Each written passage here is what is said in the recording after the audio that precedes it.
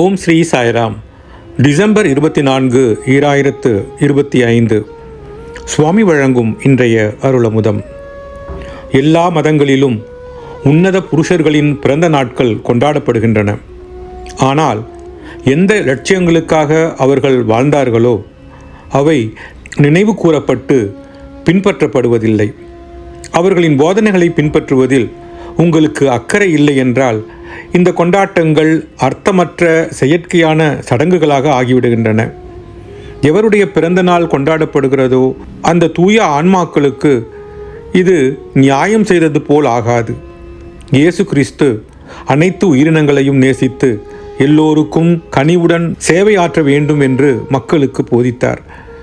இந்த லட்சியங்களை கடைபிடிப்பதன் மூலமே ஒருவர் உண்மையாக அவருடைய பிறந்த நாளை கொண்டாட முடியும். உள்ளுரையும் தெய்வீகம் ஒவ்வொரு செயலிலும் பிரதிபலிக்க வேண்டும். சத்தியத்தின் இருப்பிடம் உங்கள் இதயத்தில் தான் இருக்கிறது. வழிபாடு என்றால் நீங்கள் பிறரை நெஞ்சார நேசிப்பதுதான்.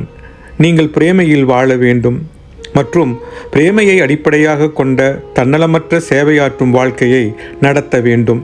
இதுதான் கிறிஸ்துவின் பிறப்பை கொண்டாடுவதற்கான சரியான வழி. உண்மையில் இறைவனுக்கு பிறப்பும் இல்லை, இறப்பும் இல்லை. இறைவன் மாற்றமில்லாதவன், சாஸ்வதமானவன். உள்ளுரையும் ஆத்மா இறைவனின் பிரதிபலிப்பை அன்றி வேறில்லை. அதுவே சாட்சிபூதமாக அனைத்து உயிரினங்களிலும் உரைகிறது. தெய்வீக அருளுரை டிசம்பர் 25, 1992. இறைவன் பிரேமையே. உங்கள் இதயத்தில் இறைவனை கண்டுபிடியுங்கள். ஒவ்வொருவரிலும் அவனை காணுங்கள். என்றென்றைக்கும் அவனை இறுக பற்றி கொள்ளுங்கள் என்கிறார் பகவான் ஸ்ரீ சத்திய சாயி பாபா. ஓம் ஸ்ரீ சாய்ராம். ஓம் ஸ்ரீ சாய்ராம். ஓம் ஸ்ரீ சாய்ராம்.